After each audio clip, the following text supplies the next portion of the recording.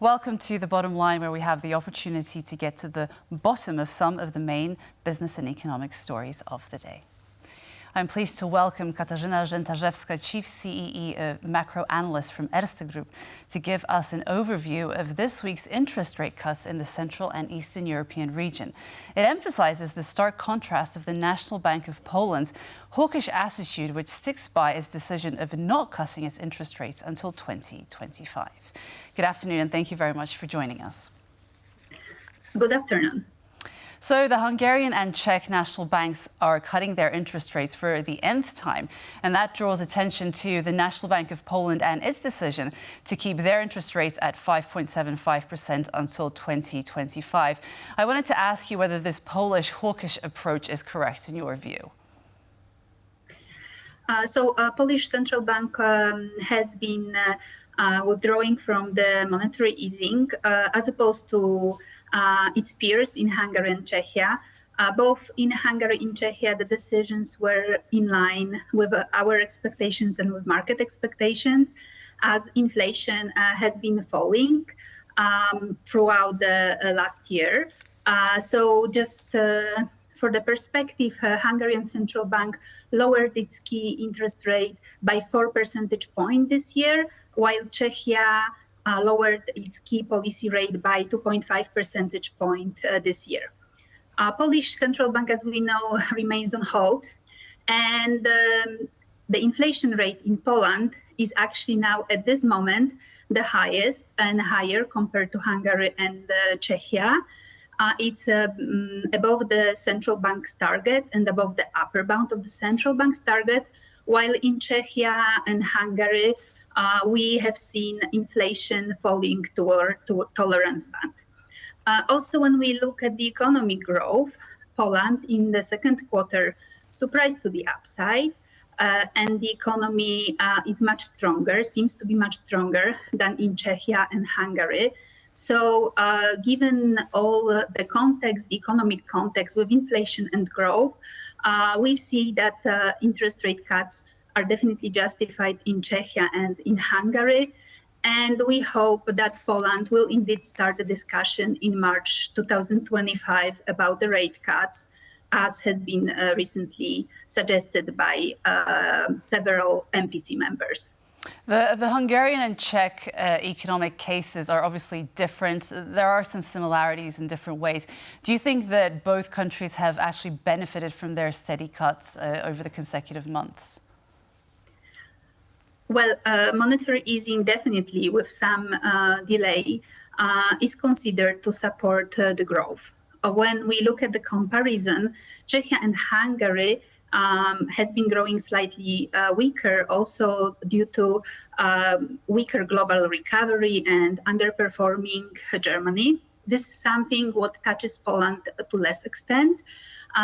Poland, as a relatively closed economy, if we obviously compare it to Hungary and Czechia, is much stronger, driven by a recovery of private consumption.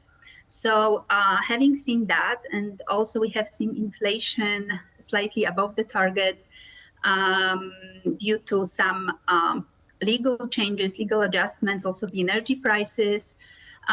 Then now at this point, if we compare with Hungary and Czechia, we see some case that Polish Central Bank remains cautious, but we do hope it will have a case to lower its monetary policy in 2025. And after all these consecutive months of interest rate cuts, how much further can we expect the Czechs and Hungarians to keep going? And do you think that it might put any pressure on the Polish National Bank to change its decision? Our expectation is that Czechia and Hungary will continue with monetary easing until the end of the year. So we expect more rate cuts. In Poland, we expect no change in the key policy rate, and we expect further monetary easing in all the countries in 2025, including Poland. We believe that inflation will ease, and the central bank will have a case to begin with monetary easing throughout the first half of the year. We currently see March 2025 as the earliest possible date when the discussion or possible rate cut may happen. And overall, in all three countries, we expect roughly 1 percentage point key policy rate lower at the end of 2025 to what we see here. So the Czech policy rate should be around 3%, while Polish and Hungarian around 5%. So with the brackets, obviously, between 4.5, 5, slightly above for both countries.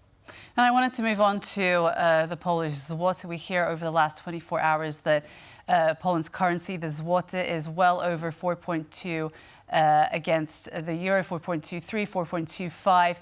Generally speaking, we're looking at a 5-year high.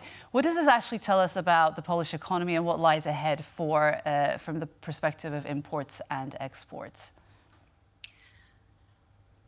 So Polish zloty indeed is stronger, and when we look at the comparison also, let me again bring Czechia and Hungary. The Czech koruna and the Hungarian forint have been weakening not only this week, but since the beginning of the year. Both currencies are weaker compared to euro. This is not the case for the Polish zloty. So we have seen a constant strengthening. Obviously, stronger zloty is considered to be a drag for the exports. At this point, I would not consider it as a huge issue that could dampen the export growth or the export prospects. We have seen in the past that the currencies against the euro had been stronger, and the exports was also growing.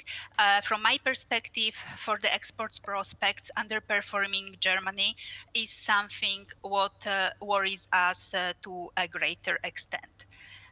So if thinking about the economic development, I think that the global and external environment, and in particular German performance, is something to watch much closer in terms of exports prospects.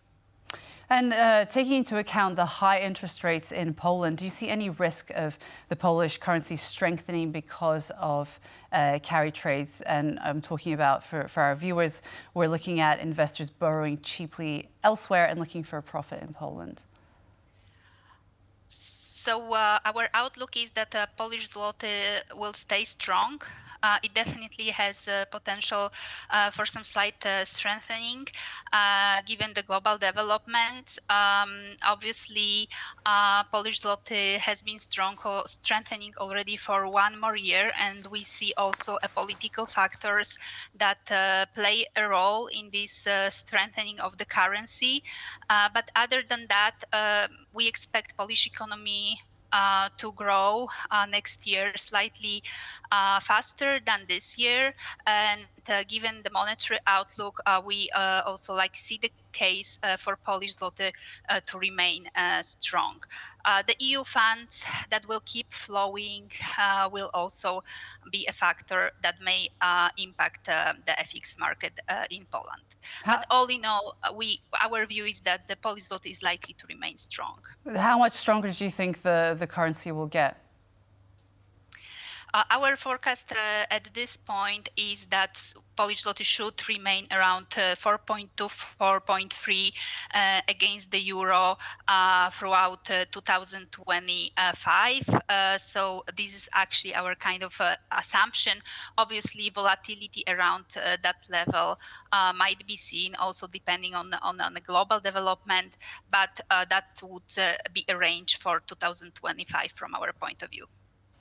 And speaking of growth in the Central and Eastern European region, the Czech Central Bank predicts 1.2%, Hungary and Slovakia slightly above 2%. Why is growth so weak? And is there anything that the region can actually do to perhaps jumpstart the growth? So this year is quite specific. The recovery is strongly driven by the private consumption, by the households regaining its purchasing power. So here I will come back to what I've already mentioned before, that there is a distinguished structure of the economies. Poland is relatively closed if we look at the comparison with Hungary and Czechia and Slovakia. These three very small open economies benefit to much greater extent if we see a very strong revival of external demand, of a global recovery. That's not what's happening at this point. I've already mentioned underperforming Germany.